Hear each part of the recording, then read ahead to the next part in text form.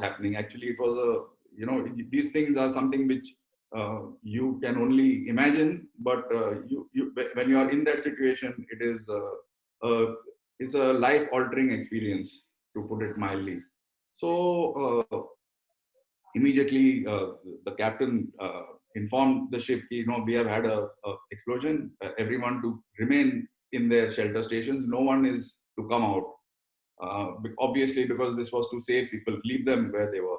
But I thought that I should, as I was the gunnery officer on the ship, the missile officer, it was my responsibility to try and find out what had happened and to start taking some remedial action. So I uh, asked my captain, permission to come up and see what has happened. So he said, no, you stay where you are. But after 1-2 minutes, I thought, no, this is not correct. It is my responsibility. So I broke the order and I came up. And I came up, there was complete confusion. Uh, we had fired from the port side, which is the left side of the ship. I came out from the starboard side, went up, I saw this. There were some sailors were running helter skelter. Total confusion tha jahaj pe, log out of control the. So I realized that one needs to now just start taking action immediately. So immediately I stopped the sailors from running. I told them to sit down quietly, and started organizing it. And then I went up to have a look. I realized that the situation was actually much worse than what it looked like at first, because the remnants of the first missile had actually landed on the second missile, which was in the forward container. And now the bigger danger was that if that missile now exploded while it was in the container, it would have been a complete disaster, and जहाज वहीं डूब जाने का बहुत खतरा था. So immediately I started, took charge, started taking action. Meantime, my captain saw me. He realized that I was doing the right things. He didn't interfere. He was also helping. He was doing other things over there, trying to help and put the situation under control. And we organized the firefighting. Luckily, we managed to save the situation. We managed to put out the fire. Uh, there were no casualties. We were extremely lucky. Yes, there were a lot of people with minor injuries, burn injuries, and things. Uh, and we managed to do that. But in all this, there were some very important lessons that I learned. And the first lesson was that you have to take responsibility. Responsibility is not always going to be given to you. ये जो जिम्मेदारी है हमें अपने हाथों से लेना है कभी. You can't wait कि कोई मुझे देगा responsibility, कोई मुझे बोलेगा अच्छा ये करो. It is your job. Sometimes it is your duty to take on that job and take on that responsibility and see how you can help the situation. So this was my first learning from this. The second learning was that you have to take quick action. You cannot keep waiting. अगर हम सोचते रहते हैं कि क्या करूं, so that time is gone. The situation keeps getting worse. You have to take action. Action low.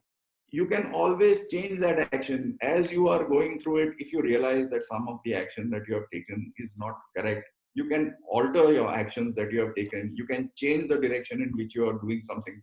But if you do not take any action, it is always, it is the wrong thing to do. You have to move ahead. You have to start doing something, and then you can always keep altering your action as you see the situation developing. Third thing I realized was the importance of training and drills. When you have done a lot of drills and a lot of training, you realize things happen automatically.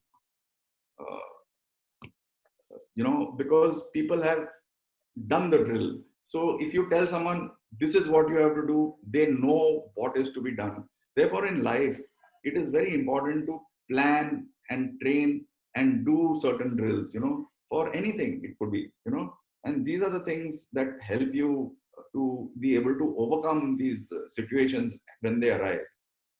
And most important, all this is possible only if your body is physically fit. You're physically fit, you're able to do the work that you have to do, and mentally you have to be strong enough to undertake that task, because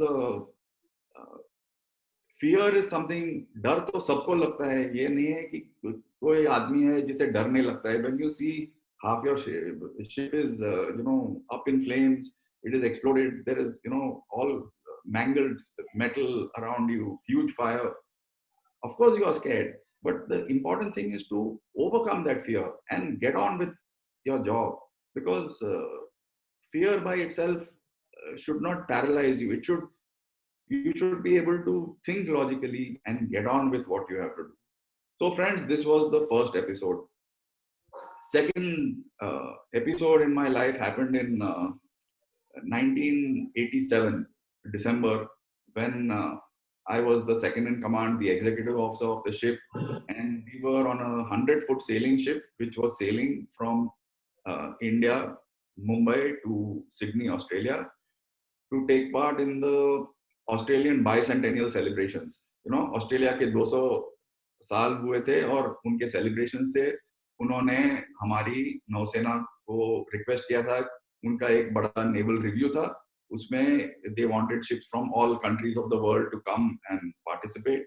And so we were going. It was it was for sailing ships. So this was a 100-foot sailing ship with two masts. Mast जो होता है मतलब जो ऐसे सोचो कि vertical bamboo जिसपे cell लगते हैं एंड जो जहाज हवा से चलता है.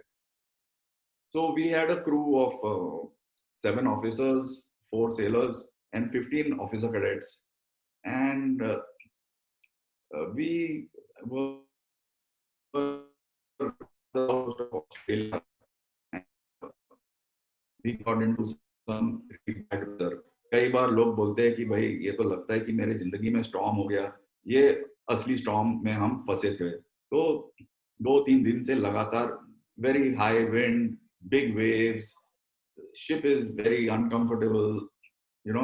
People are seasick, they cannot eat, you cannot sleep, and you're always on edge when you are in such a circumstances, because about 60-70% of the ships, people who are on board are actually unable to function and do their work because of seasickness, and they haven't eaten, and there is continuously they are vomiting, and the importance of staying there is very important.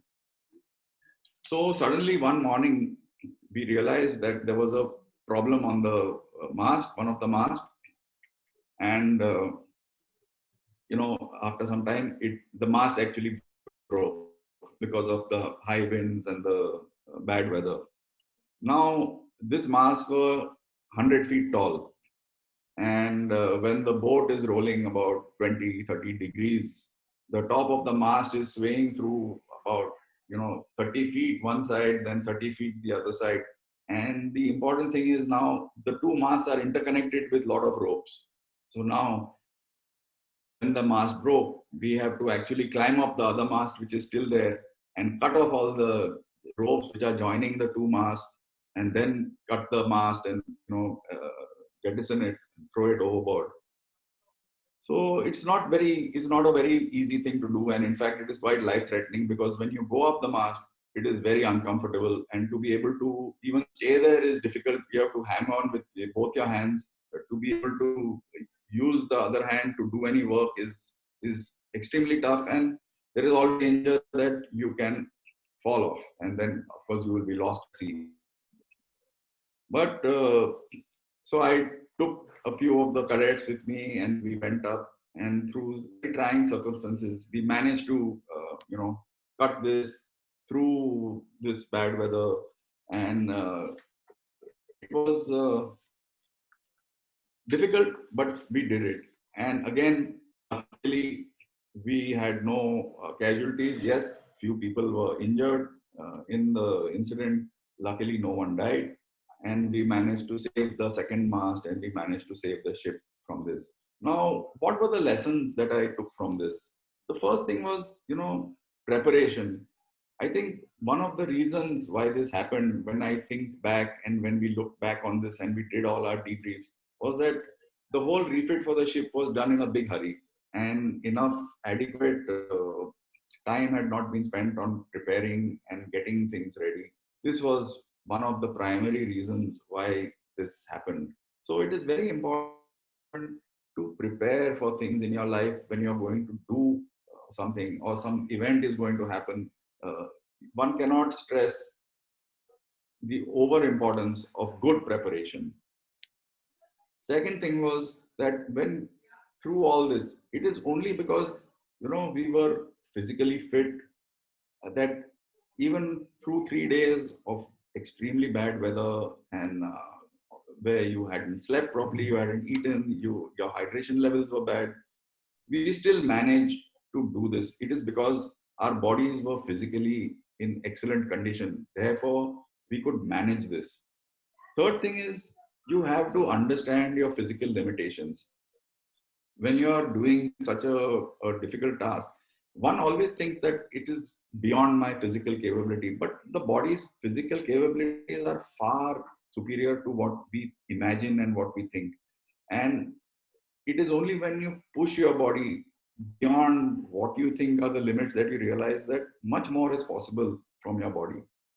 And physical fitness aside, mentally you have to be strong to decide that yes, I can do this and I will do this. And most important, that when you are giving orders or instructions, there has to be complete clarity in your mind about how you want something to be done. Because it is only when you are clear how you want something and you can pass on that clarity to others that the job will get done well. Because if there is confusion on the top of mask, it is not possible to pass orders. You have to explain everything properly, give a proper briefing, and then send the people so that then the job can be done. So this was the second episode in my life through which I learned a lot of things. And last was in my own personal thing as a sportsman, as in sailing. Uh, I had a serious back injury. So in 1989, I was at the Asian Sailing Championships in China, and sailing is a sport where we are in small sailboats, and the races are held over a series of 7, 8, 10 races, and the total average is counted to work the final results. And we were always at the Asian level very strong medal contenders. So 89 Asian Championships we went, and I took part in the first race. We won that race, and somewhere in the middle of that race, I had a serious back injury. And when I came ashore, I could not even get out of the boat. I could hardly walk. I had to just shuffle. I went immediately to their the infirmary, the sick bay, or the medical doctor over there. This was in China, uh, and Western medicine was not there. They only had acupuncture. I went through all that thing. I still did the rest of the races, but obviously performance could not be done. Back was in really bad condition, and we finished fourth, so we missed a medal, but still a reasonably good performance considering the condition. Important thing was I had to prepare for the next, which was the 1990 was the Asian Games year, and I wanted to go and win a medal over there. And yes, I came back to Bombay, went through proper physiotherapy, training, exercise, strengthened my back, went and we won a bronze medal in the Asian Games. Came back very happy. The important thing was in 1991, we were going to hold the Sailing World Championships in Mumbai. And we were tipped as one of the very strong contenders for this event because it was in our home waters. The advantage of sailing in your home waters is tremendous. कहीं भी जो अपने घर में आप कुछ भी spot में पार्ट लेते हो तो it is always better क्योंकि your diet is your home food. You know the area very well. You know how the wind behaves. You know how the currents are, and everything is good. But unfortunately, uh, some twist is always there in the tail. And just we came back from Asian Games. I was in fine physical condition. December of 1990, we had the national championships, which were also the selection for the world championships in 91. And in the fourth race, we had won the first three races. Fourth race, my back again, I had a serious back problem, and I had to pull out of the national championship. My three results of the first three races was enough to get me selected for the 91 World Championships. But as luck would have it, my back did not heal in time, and it only became worse. Uh, in March 91, I had to then pull out, and that was the end of that 91 World Championships. But the important thing is, I took that further. I came out, I had to have surgery done on my back. I managed to get out. And in 1993, I went for the World Championships in Zimbabwe, and we won the World Championship there 2 years after my severe back injury and my surgery. So, just a few important lessons, and I will wind up. First thing is that your destiny is completely in your hands. If you give up, you will never succeed. You have to continue. Okay. Second thing is you have to focus your training. I realized after the injury that I could not spend much time. I had to keep focused. Therefore, whatever practice you have done in the past, it will always help you in the future. Third thing is you have to change your mindset and face your challenges head on. And last and most important, victory is all in the mind. It is not in the body. If you decide in your mind that you're going to win, you will always win. And if you keep yourself physically fit and mentally fit, you will always win. Thank you, friends. This is, I hope that I have been able to pass on some of good information to you from my experiences. So thank you so much, Homi Motiwala जी. और मैं चाहूँगा कि जितने भी हमारे हिंदी भाषी viewers हैं उनके लिए मैं आपको जस्ट ब्रीफ आउट कर दूं. बहुत ही अमेजिंग एक्सपीरियंस है सर की जिंदगी का, और जो 3 इंसिडेंट्स उन्होंने अपनी जिंदगी से बताए. दोस्तों बहुत कुछ सीखने को मिलता है कि आप देखिए ना कि किसी शिप के ऊपर मिसाइल के लॉन्चिंग के वक्त विस्फोट हो जाए और एज अ मिसाइल ऑफिसर आपकी स्थिति क्या होगी, और तब ये भी घबराहट है कि भैया दूसरी मिसाइल भी विस्फोट ना हो जाए उसके अंदर. So sir it's amazing thing कि आपने किस तरीके से वो, हम एक बात पढ़ते हैं कि चिंताओं के क्षेत्र में इंसान ना रहे, वो प्रभाव के क्षेत्र में रहे. नॉर्मली एक जब हम सिविलियन की बात करते हैं और हम देखते हैं कि के अंदर हम कोई भी चैलेंज जो हम फेस करते हैं लाइफ के अंदर, उसके अंदर थोड़ी सी भी दिक्कत आती है तो कितनी जल्दी हम अपना टेम्परामेंट लूज करते हैं दोस्तों.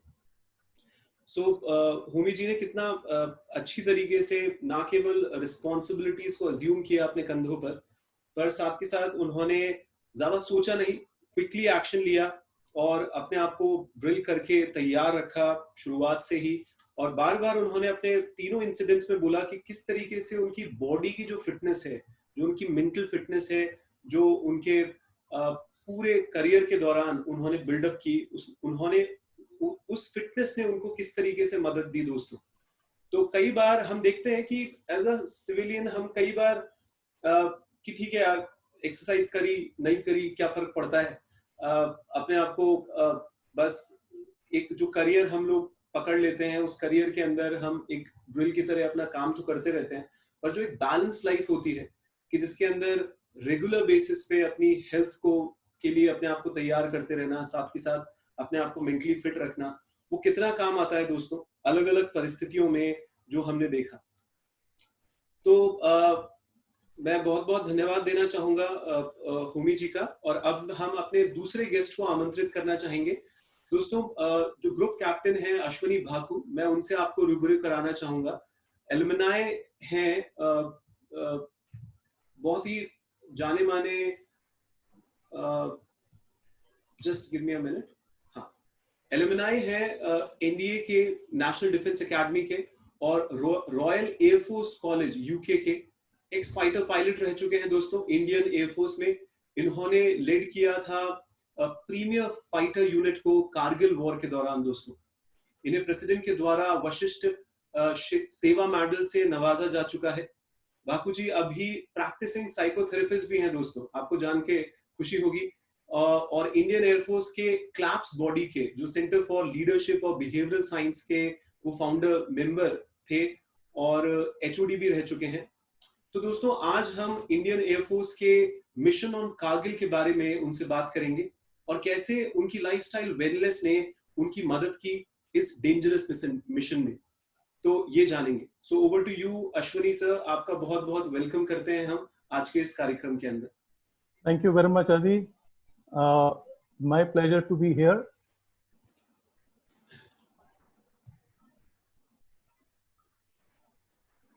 It's a great pleasure to be here on this platform and to share कुछ ऐसी चीजें जो कि हमारी लाइफ में जैसे होमी जी ने बताया कुछ लाइफ चेंजिंग इश्यूज होते हैं और कुछ लाइफ थ्रेटनिंग भी होते हैं, बट मैं आज सिर्फ एक इंसिडेंट के बारे में बात करूंगा जो कि कारगिल में हुआ था। As you all are aware, Kargil हुआ 3 मई से 26 जुलाई 1999 में।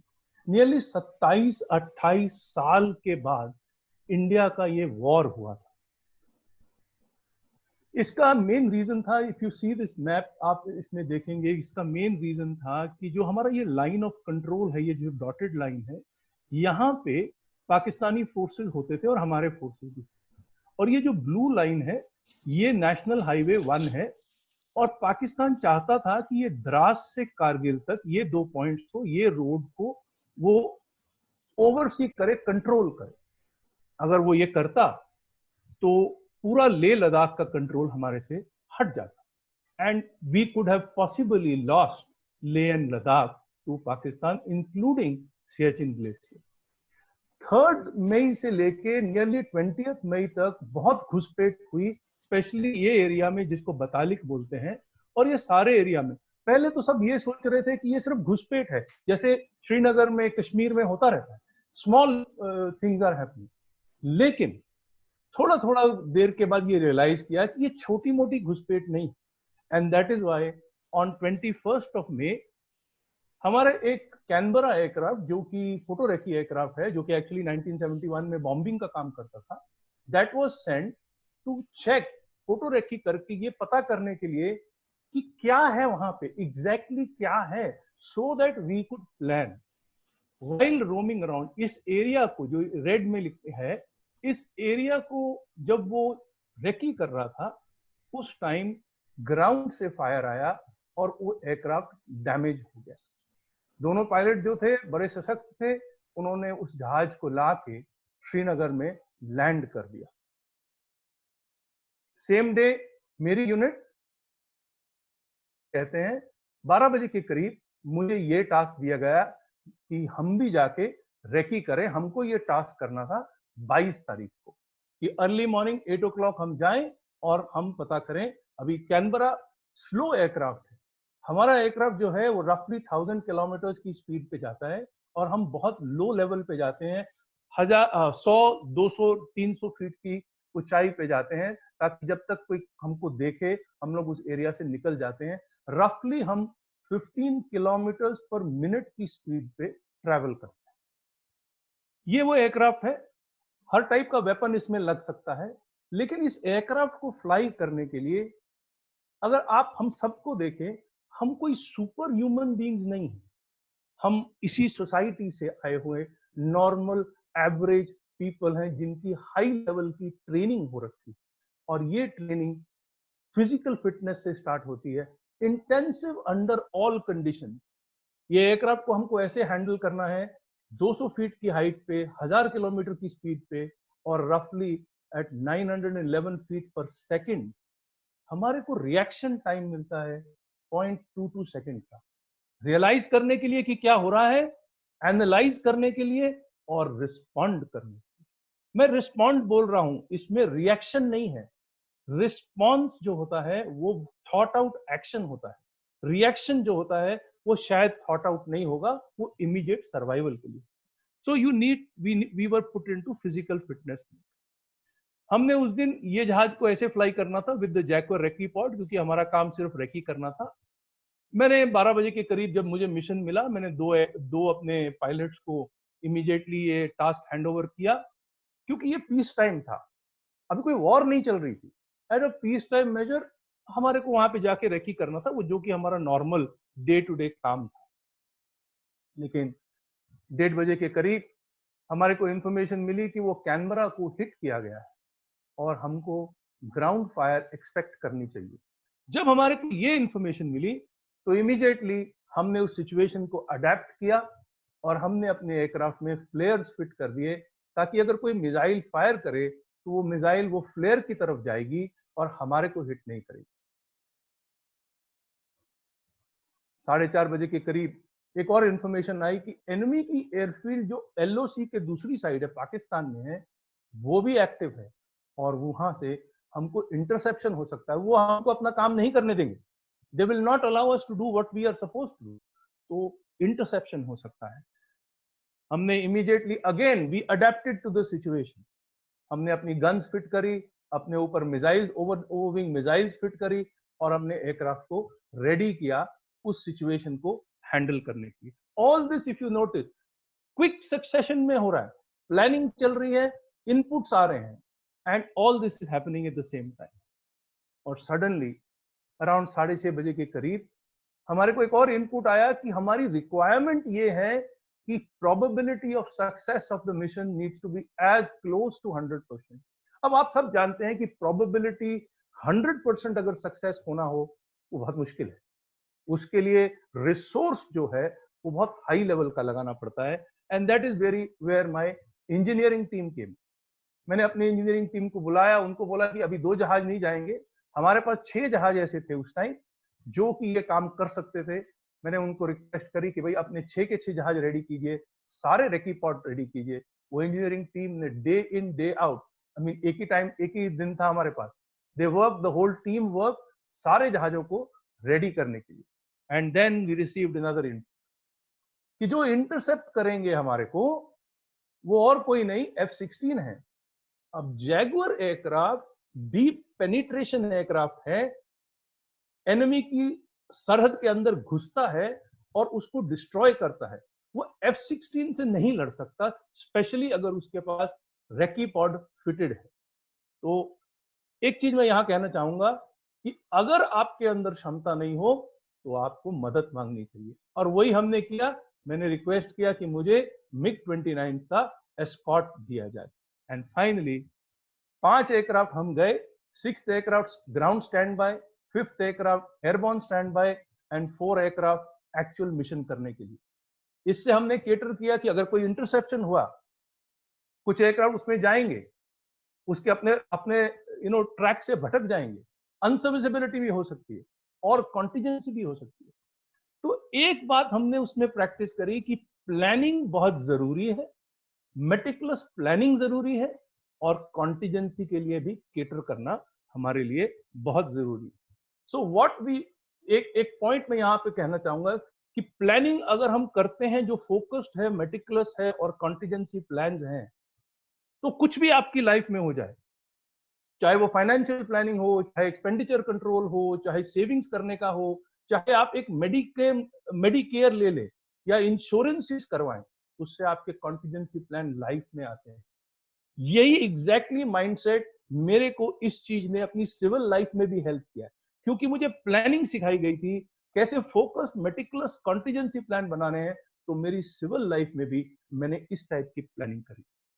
Flexibility, adaptability, agility, changing condition, सारा टाइम चेंज होंगी, कंडीशंस बदलती रहेंगी, कंडीशंस कभी स्टैग्नेंट नहीं रहेंगी, चेंज विल ऑलवेज हैपन। और जब चेंज होगा, जैसे अभी लॉकडाउन हो गया, जॉब लॉसेस हो रहे हैं, तो रिक्वायरमेंट क्या हो रही है, हमको रीस्किल करना पड़ रहा है, हमको सीखना पड़ रहा है कि हम इंटरनेट पे, हम ऑनलाइन प्लेटफॉर्म्स पे कैसे सिखाएं।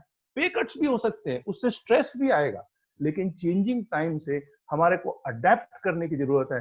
शायद पे कट्स के कारण हमारे को अपना एक्सपेंडिचर कंट्रोल करने की भी जरूरत पड़े, but again this emotional wellness जो कि मैंने एयरफोर्स में सीखी, जिसके कारण मैंने ये मिशन फ्लाई किया, again help me in the part as far as the civil life. Living with ambiguity, आज कोविड का जमाना, किसी के पास कंप्लीट इंफॉर्मेशन नहीं है क्या होने वाला है, क्या नहीं होने वाला है।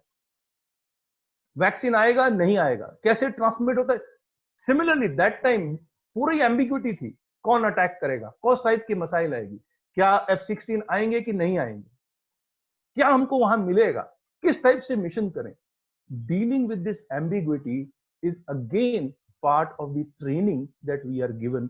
एंड अगेन आज जब कोविड है तो मैं उसके साथ कैसे डील कर पा रहा हूं, बिकॉज मुझे ये ट्रेनिंग मिली हुई है कि मैं एम्बिग्यूटी के साथ डील कर पाऊं।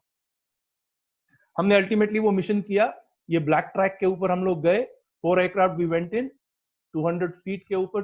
रिमेंबर वहां के हिल्स जो हैं 15 से 18,000 फुट पे है, and we were flying 200 feet above the peaks 1000 की स्पीड पे। And when we were flying there we had the MiG-29 as our escort, and यहाँ पे we were fired upon. Mind में तो था कि फायर हो सकता है, बट एक्चुअली फायर होना changes the whole concept of everything. But my team was so calm कि जो मेरा नंबर 2 था उसने सिंपल सी call, sir missile coming towards centre of formation, very calm call, no panic. And second command हमारा सिर्फ यही आया, fire flare, and the flares were fired, the missile was deflected. Calmness in a situation जहां पे आपको life का खतरा है, and that is what helped us to get through this mission. F-16 आए, हमारे MiG-29 ने उनको उनकी तरफ टर्न किया, उनको एनकाउंटर किया। Finally we came back after the mission and we had picked up 35 target, 35 जगह जहां पे पाकिस्तान बैठा था। And within about 2 days the Indian government permitted us to carry out attacks on Pakistan with the air force, जो normally हम permit नहीं करते। Emotional wellness, handling fear, अभी होमी ने भी कहा फियर सब में होता है, स्ट्रेस भी होता है, मोटिवेशन, टाइम मैनेजमेंट भी करना है। टाइम मैनेजमेंट मैं आपको ये बताऊं कि हम 15 किलोमीटर पर मिनट की स्पीड पे जाते हैं, तो the margin of error given to us is ±10 second, क्योंकि 10 सेकेंड में हम 1.5 किलोमीटर 2 किलोमीटर दूर हो जाएंगे, तो हमारे को हमारे MiG-29 पिकअप ही नहीं कर पाएंगे विजुअली। तो we have to be very on time. Mission अगर 8 बजे जाना है तो वो 8 बजे ही जाना है, वो 8:02 पे नहीं जा सकते। फियर को कैसे हैंडल करना है, स्ट्रेस को हैंडल करना है, again this is part of the training. हमारा ये जॉब है, हमारा ये टारगेट है, हमारा ये mission comes first always and every time. ये थॉट को लेके go beyond the fear and change it into courage. हम क्या देखते हैं, वो थिंग्स जो मैं कंट्रोल कर सकता हूं, मेरी प्लानिंग, मेरा बिहेवियर, मेरा एक्शन, मेरी फीलिंग्स, उसको मैं कंट्रोल कर सकता हूं। और जो मैं कंट्रोल नहीं कर सकता उसके बारे में I don't really think. Covid, job losses, pay cut मेरे कंट्रोल में नहीं। तो if I learn how to handle this fear, इस फियर के कारण lots of things are happening. People में बहुत एंजाइटी और बहुत प्रेशर बन रहा है, स्ट्रेस बन रहा है। आर रिएक्शन, प्रेपरेशन, अगर अभी जॉब कट्स हो रहे हैं, पे कट्स हो रहे हैं, वी नीड टू नो कि हमारे को रीस्किलिंग शायद करने की जरूरत पड़ेगी, हमारे को अपना फोकस चेंज करने की जरूरत पड़ेगी। अगेन बिकॉज मुझे सर्विसेज ने ये सिखाया, आई कुड इजिली एडजस्ट। ऐसा नहीं कि मुझे स्ट्रेस नहीं हुआ कोविड के कारण, but I could easily adjust to all these requirements. I want to show you this photograph because this is the team जो कि मेरे साथ कारगिल गई थी। ये मेरे पायलट्स हैं सारे, and one of them is my engineering. अगर आप देखें, यू विल सी कोई 6 फुट का 56 इंच की छाती वाला नहीं है। Normal human beings who have been trained to become a very fine weapon which can be deployed and effectively used, तो ट्रेनिंग पूरा उसके अंदर आ जाता है। टीम वर्क, कॉम्प्लीमेंट्री स्किल्स मेरे अंदर कुछ था। And the second thing I want to see is unquestioned trust. अगर मैं लीडर हूं तो अनक्वेश्चन्ड ट्रस्ट। हम क्रू रूम के अंदर चेक कर लेंगे कि which is the best way, which is the best strategy, लेकिन एक बार प्लान बन गया, then there is unquestioned trust. Why?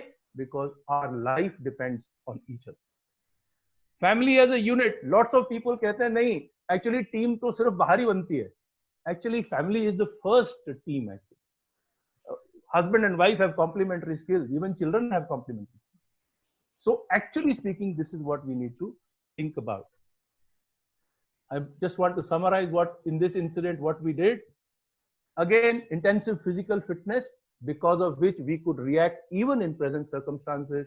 Civil में अगर आप अपनी physical condition को high level पे रखेंगे तो कोई भी reaction time हो, you can handle that reaction time. You will be able to respond well. Emotional wellness, अगर आप planning करते हो, and if you don't plan, then you are planning to fail. Please understand it. तो अगर आप plan नहीं करोगे तो you are actually planning, but that is to fail. You will not succeed. I could do 100% mission success in Kargil, all our mission, because our planning with the help of my team was meticulous and we had contingency plan. Flexibility, adaptability, agility is required. We have to keep changing. Living with ambiguity, information कभी भी पूरी नहीं होगी. किस school में अपने बच्चे को डालना है, किस जॉब को आज मैं लूं, ये जॉब मेरे को 2 अपॉर्चुनिटी है, किस पे जाएंगे, ambiguity will always be there. Is this better or is that better? That ambiguity will be there. लेकिन अगर आप डिसीजन नहीं लेंगे, तो if there is no decision, then that is a decision you are taking to fail. तो decision लेना जरूरी है ambiguity के बावजूद.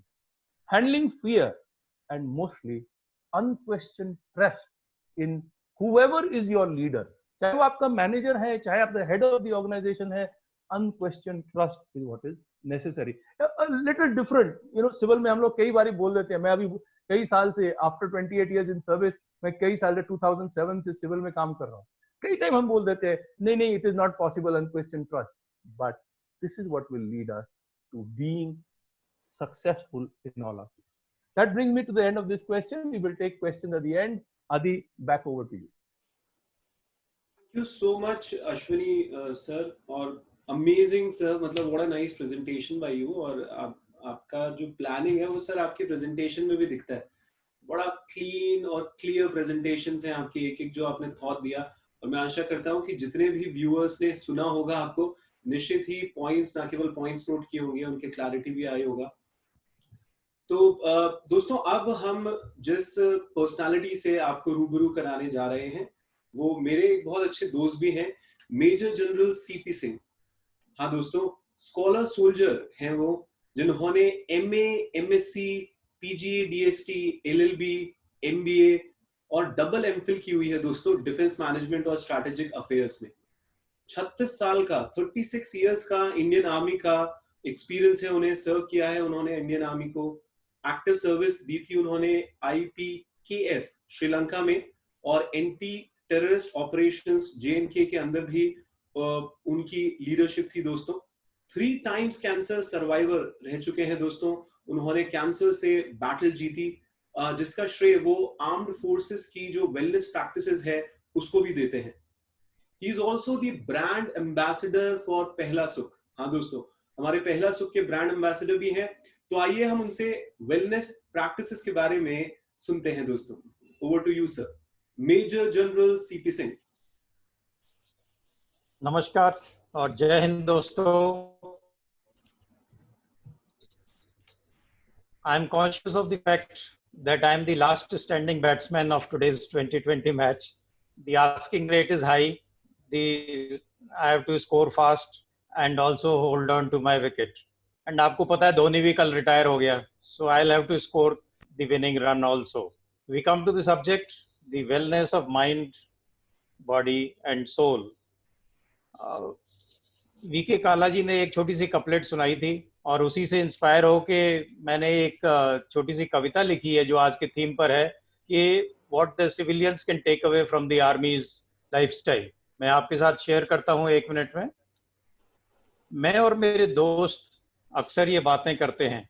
मैं और मेरे दोस्त, सिविलियन दोस्त, अक्सर ये बातें करते हैं कैसे बनाते हैं वो फौलाद जैसा शरीर जो +50 डिग्री से -50 डिग्रीज में भी मुस्तैद डटा रहता है.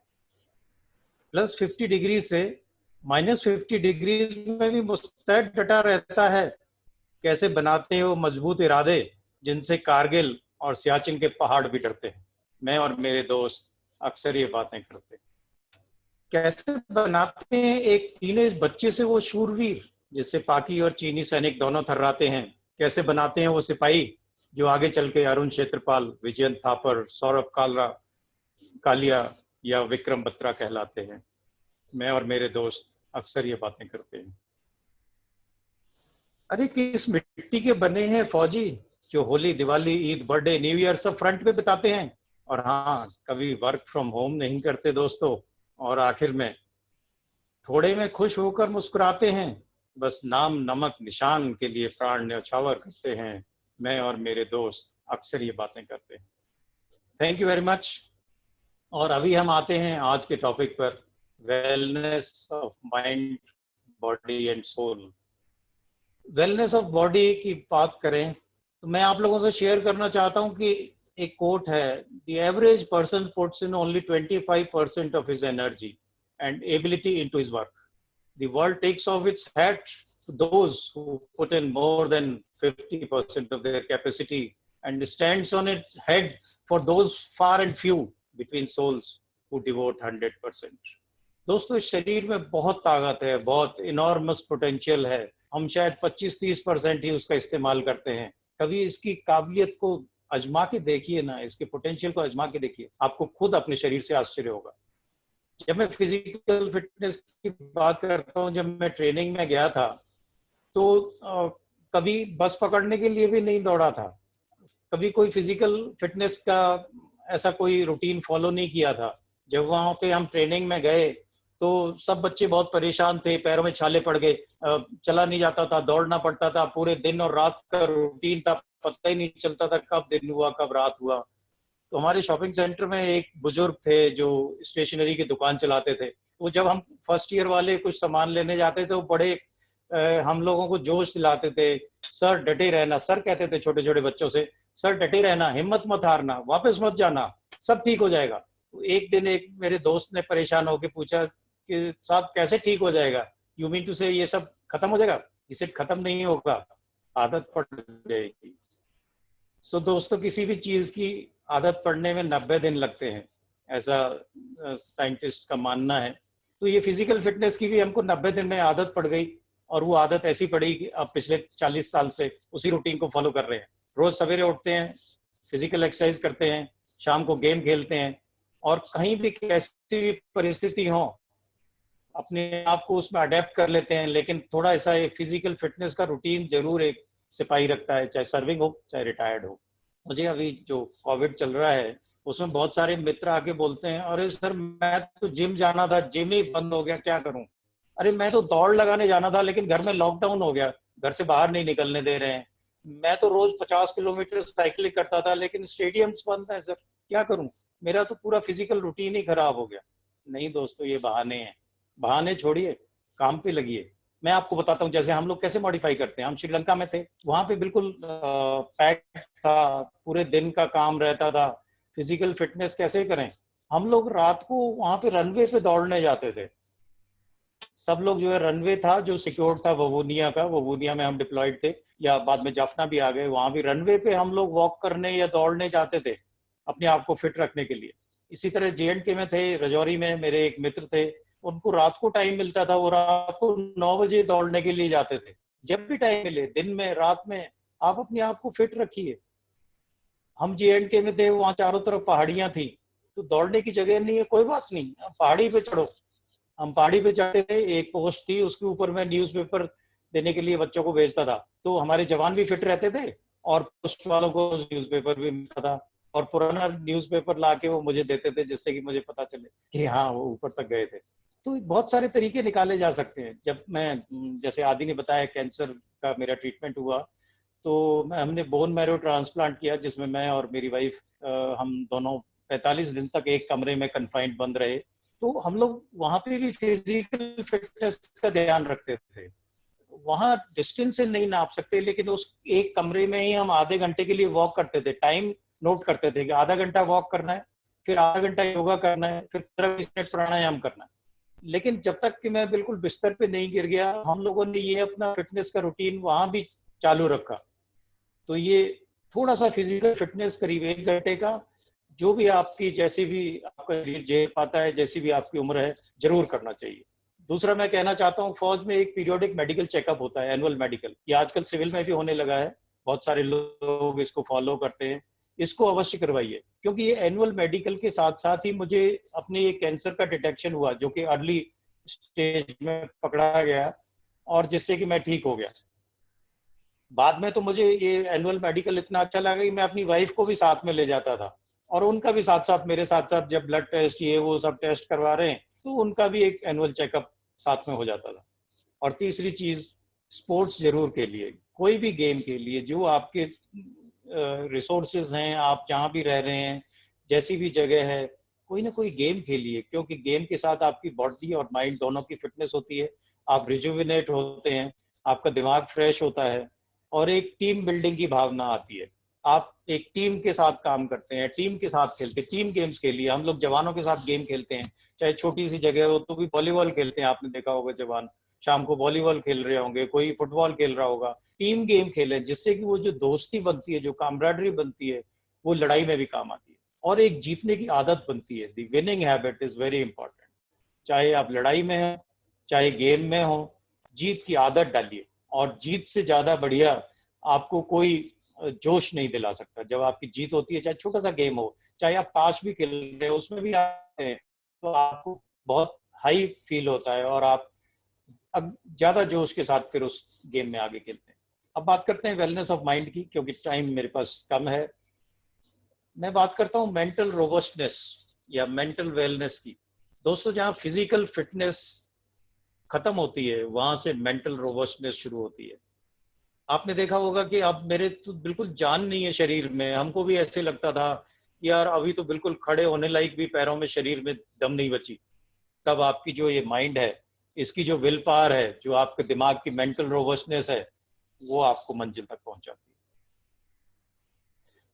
यही विल पावर काम आती है जब आप टेररिस्टों के ऊपर अटैक कर रहे हैं, जब आप कहीं पर भी सडनली आपके ऊपर कोई ऐसी विपदा आ जाती है, जैसे कि होमी जी ने बताया कि उनके यहाँ आग लग गई। तब यही मेंटल रोबस्टनेस, यही आपकी विल पावर आपके अंदर एक नया जोश पैदा कर देती है, और उसी शरीर में से जिसकी आपने 25% एनर्जी यूज करी थी, बाकी एनर्जी काम आ जाती है।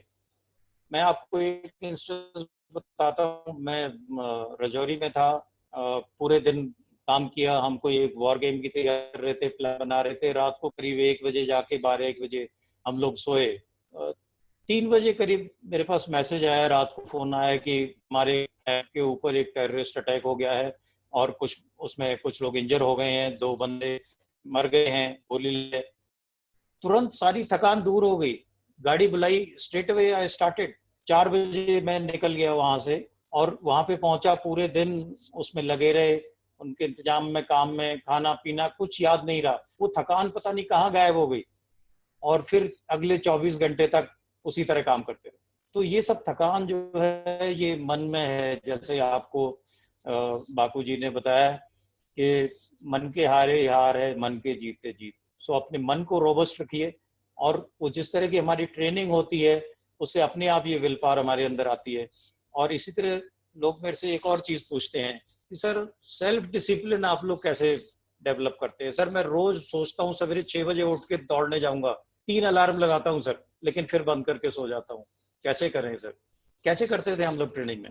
मैंने सोचा अपने बारे में, अगर हम किसी क्लास के लिए 5 मिनट भी लेट हो गए, कारण चाहे कुछ भी रहा हो, तो उसके पीछे 1 घंटे तक हमें फिजिकल पनिशमेंट मिलती थी। रोलिंग कराते थे, साइड रोल कराते थे, दौड़ लगाते थे, बहुत कष्ट होता था, पीठ छिल जाती थी पूरी, लेकिन कोई सुनता नहीं था कि क्या गलती हो गई।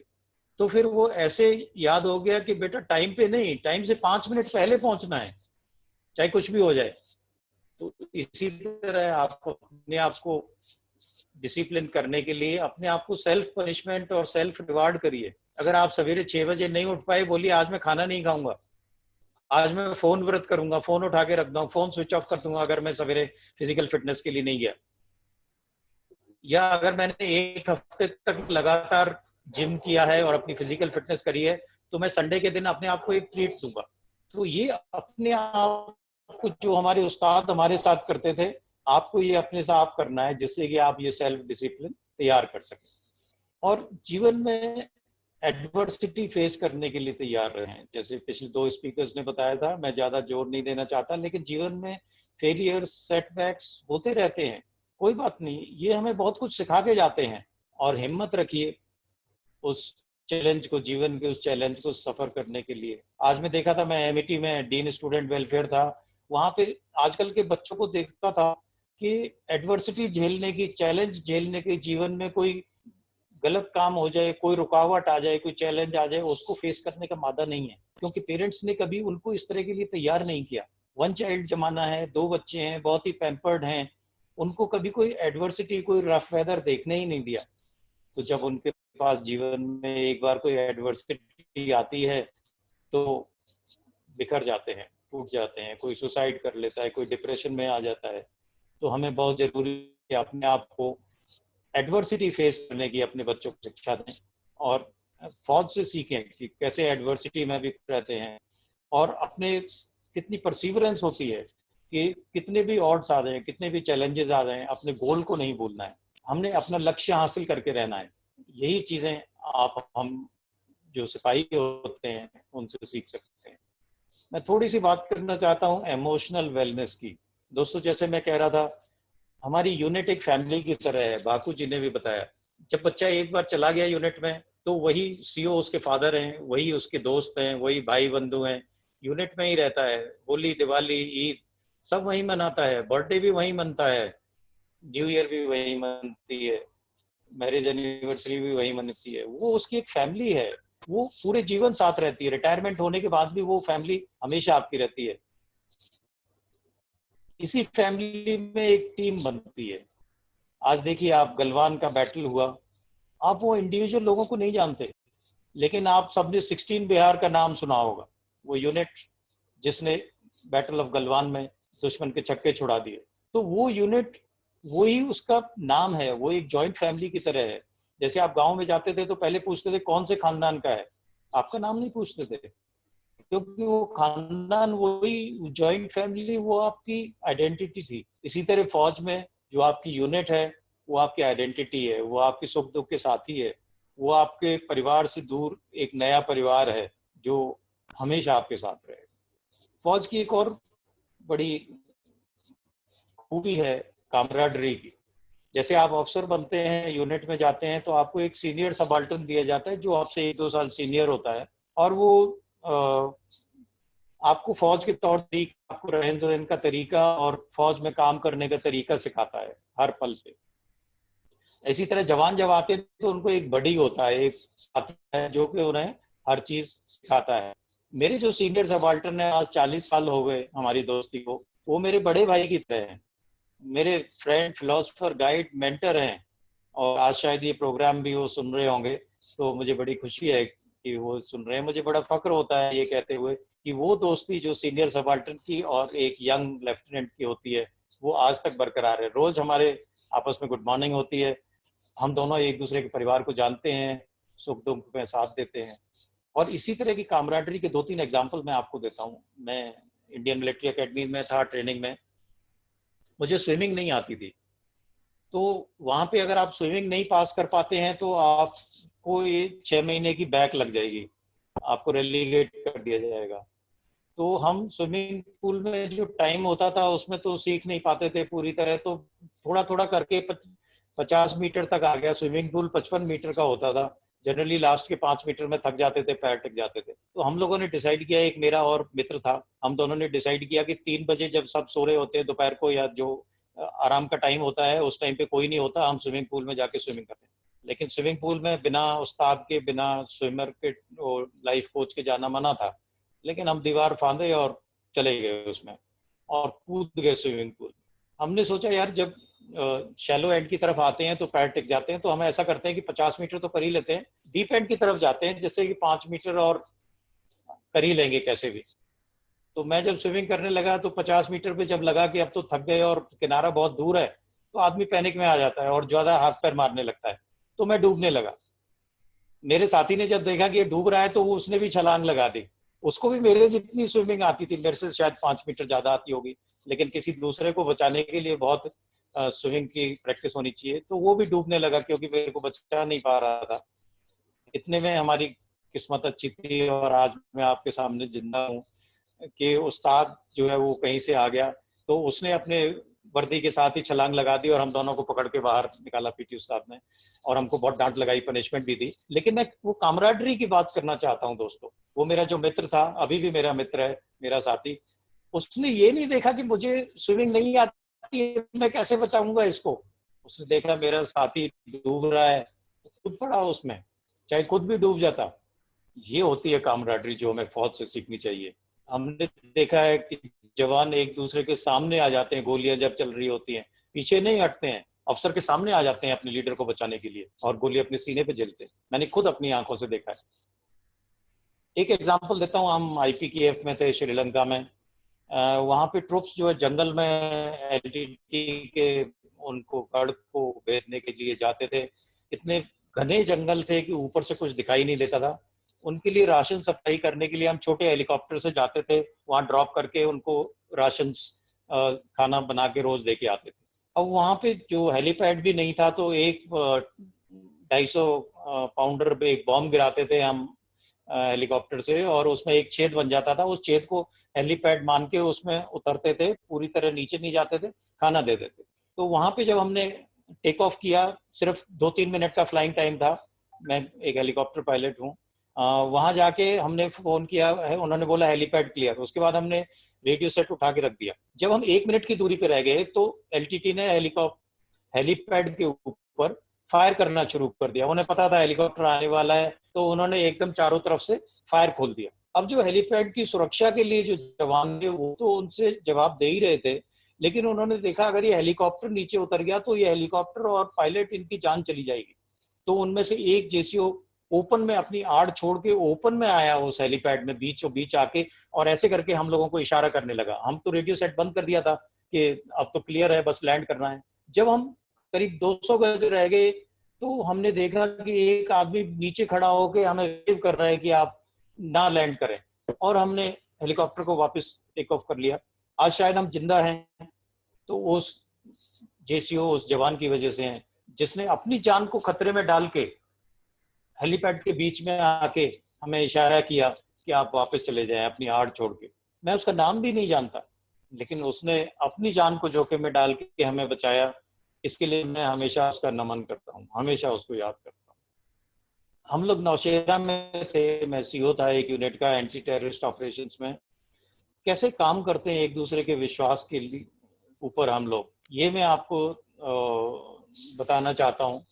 वहाँ पे एक ऑपरेशन में जाना था, एक हमारे साथ में आए सज्जन, हमें खबर दी उन्होंने, और रात में मैंने अपने 2IC को बोला कि वहाँ ऑपरेशन में जाना है, आप जाइए, दूसरे आप किसी अफसर को लेके जाइए। एक अफसर की न्यूली मैरिड हुई थी, शादी हुई थी, उसकी वाइफ वहाँ पे थी, आप कृपया उसको ना ले जाएं because his wife is here. जब सवेरे बाद में जब मैं फॉलो कर रहा था, सवेरे में दूसरा कॉलम लेके गया तो पता चला कि वही अफसर उनके साथ में गया है। ही सेड कि नहीं, so what, I am newly married और my wife is here, I will go for the operations. ये होती है कामराडरी फौज की।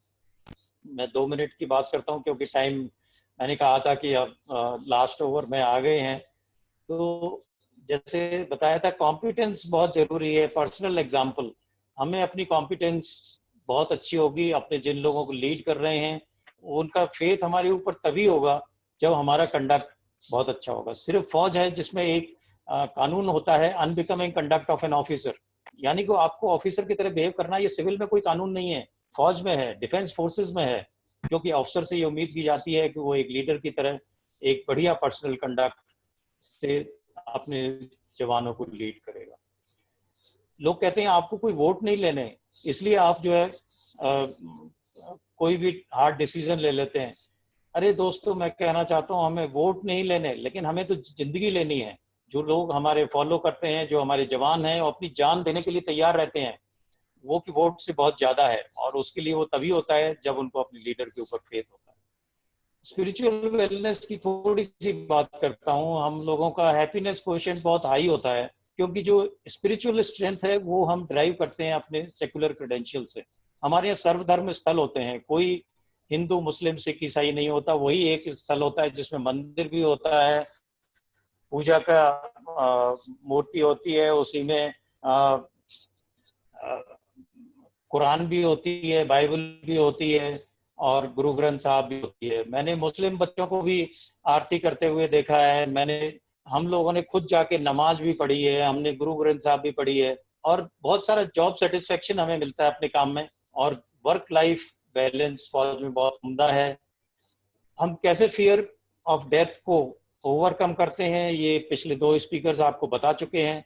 मैं सिर्फ इतना कहना चाहता हूँ, आपके लिए एक गोली बनी है, जिस दिन तक वो गोली नहीं चलती जिस पे आपका नाम लिखा है, आपको कुछ नहीं होगा, और जिस दिन वो गोली चलेगी उस दिन आप चाहे 7 दरवाजों के अंदर हो, आपको कोई रोक नहीं सकेगा। And to conclude I will say, soldiers कर्मयोगी होते हैं, we believe in making our own destiny.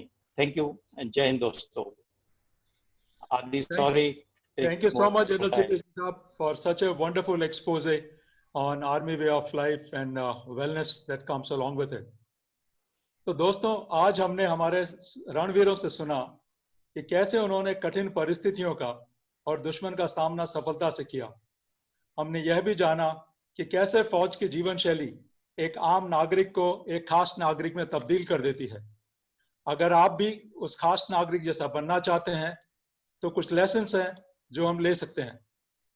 पहला लेसन यह है कि वेलनेस एक निरंतर चलने वाली प्रक्रिया है, हमें इसको रोज सींचना है, वो चाहे फिजिकल वेलनेस हो, इमोशनल वेलनेस हो, स्पिरिचुअल वेलनेस हो। दूसरा, हम हमारे शरीर की शक्ति का एक छोटा सा हिस्सा ही काम में लेते हैं, हमें हमारी शक्तियों को और एक्सप्लोर करना चाहिए। तीसरा, हमारी हार जीत का हमारे दिमाग से सीधा संबंध है। If we think we can and we will.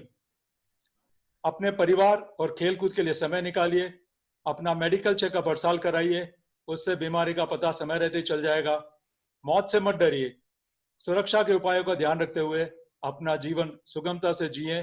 जैसा कि अभी जनरल सिंह साहब ने बताया कि आपके लिए एक गोली बनी है, तो मैं उसका सिमिलर दूंगा, आपके लिए शायद एक वायरस बना है। So don't worry about it much, but take all the precautions. तो आज के तीनों स्पीकर्स का बहुत बहुत धन्यवाद, इतना कुछ हमारे सुनने वालों को बताने के लिए। दोस्तों, हमारी अगली वेबिनार का विषय है डियर वुमेन टेक केयर। इसका समय है 8 बजे का और यह है 20 सितंबर 2020 को। तो हम आशा करेंगे कि आप में से अधिकतर लोग इसके साथ भी जुड़ेंगे, क्योंकि एक ऐसा टॉपिक है जो खाली वुमेन के लिए नहीं है बल्कि पूरे परिवार के लिए है। तो थैंक यू, ओवर टू आदि। चलिए, धन्यवाद, बहुत बहुत धन्यवाद सर आप सभी का। हम थोड़ा सा समय सीमा को क्रॉस कर चुके हैं, तो इसलिए हम लोग आपसे बोलेंगे व्यूअर्स की जो हमारे तीनों पैनलिस्ट हैं वो हमारे से इंडिविजुअली 1-1 घंटा हमारे को देने के लिए राजी हुए हैं पहला सुख के अंदर। हम लोग जितने भी आपने प्रश्न पूछे हैं, हमारे पास वो प्रश्न का पूरा कलेक्शन है। हम लोग इंडिविजुअली सीपी सर के साथ, अश्विन सर के साथ और होमी जी के साथ बात करेंगे और आपके क्वेश्चंस के आंसर्स आप तक लेके आएंगे दोस्तों। तो अब हम लोग चाहेंगे कि टेक्निकल टीम अगर कुछ स्लाइड्स चलाएं तो हम आपको बता दें कि ये जो कार्यक्रम होता है दोस्तों, इसमें बहुत सारे लोगों का हाथ होता है और ये कार्यक्रम की जो ऑर्गेनाइजिंग टीम है उसमें हमारे जो चीफ मेंटर हैं नरेंद्र बख्शी सर जो पहला सुख के, और मिसेस प्रेमलता सांड हैं जो चेयरपर्सन है इंडी फैमिली फाउंडेशन की, वो हमारी ऑर्गेनाइजिंग टीम का पार्ट है दोस्तों। मिस्टर बसंत जैन हैं जो को चेयर करते हैं इंडी फैमिली फाउंडेशन को। मिस्टर सोमनाथ चैटर्जी हैं जो को-फाउंडर है CWC ICC वेलनेस के। विंग कमांडर वीके काला जी जिनको आपने अभी सुना, वो एडवाइजर है पहला सुख के। मैं Adi Gurudas, I am a host and content adviser for Pehla Sukh. Mister Nitin Jain है कन्वेनर पहला सुख के। मिसेस दिव्या जैन है मार्केटिंग एंड PR जो है पहला सुख की। और मिस्टर जितेंद्र गौतम जो कोऑर्डिनेटर है पहला सुख के। मिस्टर तुषार गर्ग हैं जो एग्जीक्यूटिव हैं हमारे पहला सुख के। दोस्तों, कार्यक्रम तब तक पूरा नहीं होता है जब तक हम अपने पार्टनर्स को थैंक्स ना करें। हमारे कई सारे कम्युनिटी पार्टनर हैं जो इस प्रोग्राम में हमारे को सहयोग देते हैं। उसमें बिटोसा, बिरला इंस्टीट्यूट ऑफ टेक्नोलॉजी की जो ओल्ड स्टूडेंट एसोसिएशन है, वो जयपुर की जो ब्रांच है वो हमारे पार्टनर्स में से है। Jewellery association Jaipur, RCCI, SMDJ alumni association, employer association of Rajasthan, SKIT Jaipur, live शिक्षा IS जयपुर। हमारे जो वर्चुअल इवेंट पार्टनर है जिसकी हेल्प से आप हमारे को YouTube पे देख पा रहे हैं, वो है hostvirtual.io। हमारे वेलनेस पार्टनर हैं CK बिरला हॉस्पिटल, और कॉर्पोरेट पार्टनर हैं केपी ऑटोमोटिव, प्रथम सॉफ्टवेयर्स और डेटा इन्फोसिस लिमिटेड। हमारे एनजीओ पार्टनर्स हैं उड़ान, अ यूथ ऑर्गेनाइजेशन और रक्षा फाउंडेशन। दोस्तों हम आपको बता दें कि आप लोग जो पार्टिसिपेट कर रहे हैं आज हमारे इस सेशन को सुन रहे हैं, जिन्होंने रजिस्टर कराया था, वो www.pehlasukh.org/certificates पे जाकर अपना सर्टिफिकेट डाउनलोड कर सकते हैं। हाँ दोस्तों, आपको एक सर्टिफिकेट दिया जाता है, जैसे हम हमेशा से ही करते हैं। आप वेबसाइट पे जाके अपना नाम टाइप करके आप ये सर्टिफिकेट वहां से डाउनलोड कर सकते हैं। आप हमें जरूर अपना फीडबैक दीजिए। आपके फीडबैक से हम निरंतर जो वेबिनार्स आप लोगों के लिए लेके आते हैं, उसमें हम लोग और इम्प्रूवमेंट लेके आएंगे। दोस्तों www.pehlasukh.org/feedback पे जाके आप हमें फीडबैक दे सकते हैं। दोस्तों हमारे से कनेक्टेड रहिए। यूट्यूब का जो आप अभी सुन रहे हैं हमारे को, आप प्लीज इस चैनल को सब्सक्राइब कर लीजिए। आप हमारे व्हाट्सएप के वेलनेस ग्रुप को भी ज्वाइन कर सकते हैं, जिसका नंबर है 8209064667 और ये no forward WhatsApp wellness group है। दोस्तों आप इसको ज्वाइन करिए, आपको तमाम हमारी जो पहला सुख की जानकारियां हैं वो आपको मिलती रहेंगी। दोस्तों तो बहुत बहुत मैं धन्यवाद देना चाहूंगा हमारी पूरी टीम को, जो भी लोग यहाँ पर हैं, हमारे स्पीकर्स, पैनलिस्ट को, कि आपने अपना कीमती समय निकाला और हमारे को really you served us sir, कि आप सारे लोग यहाँ पर आते हैं, अपना समय देते हैं। सेल्फलेस सर्विस का इनिशिएटिव है ये। हमारे पास अभी भी 2-3 मिनट हैं। मैं सिर्फ एक सवाल मेरे दिमाग में आ रहा है सीपी सर के लेकर। सर अगर एक सवाल पूछ रहे थे हमसे कि एग्रेसिवनेस होती है क्या, जो भी हमारे डिफेंस के लोग होते हैं, क्योंकि ऐसे कहते हैं कि एग्रेसिवनेस बहुत जरूरी होती है जिंदगी में आगे बढ़ने के लिए। तो ये जो एग्रेसिवनेस है, इसको बनाए रखते हुए पीसफुल कैसे रहें, ये हमारा एक व्यूअर का सवाल है। हम एक ही सवाल ले पाएंगे। अगर over to you sir, CP sir. देखिए बहुत अच्छा सवाल है आदि। जो एक फौजी आदमी में एक प्रोफेशनल एग्रेसिवनेस होनी चाहिए, जो अपने आप को, उसका कॉन्फिडेंस है, जो over confidence in his job, कि मेरे से अच्छा ये काम नहीं कर सकता, ये सामने वाला जो दुश्मन है इस पे मैं जीत हासिल करूंगा। और वो जीत अग्रेशन से ही हासिल होती है।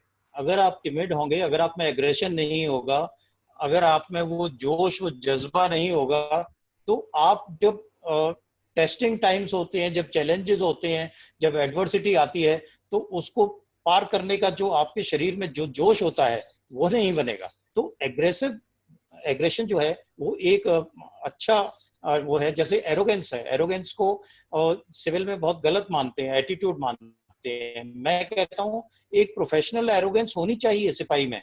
मैं अपने जो सबऑर्डिनेट्स है उनको ये प्रोत्साहित करता था कि आपके अंदर एक एरोगेंस होनी चाहिए, professional arrogance, but personal humility, personal modesty. जो आप कह रहे हो कि क्या ये कूल माइंड रखना जरूरी है, professional arrogance and personal humility. As a इंसान एक बहुत अच्छे इंसान होना चाहिए, लेकिन एज ए सोल्जर आप फेरोशियस होने चाहिए, आप में दम होना चाहिए दुश्मन को हराने का। तो वो जो एरोगेंस है, जो आग है आपके सीने में, जो बदला लेने की भावना है, वो चलती रहनी चाहिए, तभी आपके अंदर वो एग्रेशन आएगा। लेकिन उस एग्रेशन को काबू करके आप अपने मन को शांत रखें, सशक्त रखें, तभी आप सही प्लान बना के दुश्मन पे विजय प्राप्त कर सकते हैं। ये जोश में होश नहीं खोना, जो हमारे फौज में एक कहावत है, जोश रहना चाहिए लेकिन जोश में होश नहीं खोना। होश मतलब मन की शांति, the calmness of the mind, the stillness of the mind. आप तो माइंड के बहुत अच्छे शिक्षक हैं, तो माइंड को शांत रखना है, शारीरिक रूप से, फिजिकल रूप से एग्रेशन दिखाना, जिससे कि आपके जो फॉलोअर्स हैं एज ए लीडर, वो जब आपका एग्रेशन देखेंगे तो वो आपके पीछे चल पड़ेंगे। बिल्कुल सर। और ये मेजर होशियार जो मेजर, बिल्कुल सर। और मुझे लगता है कि हाँ नहीं आप कि सर आप एक बहुत बड़ा एग्जाम्पल है। मैं तो आपके साथ इतना समय बिताता हूँ और मैंने देखा है कि आपके अंदर जो आप कहते हैं आप उसको अपनी जिंदगी में बहुत फॉलो करते हैं।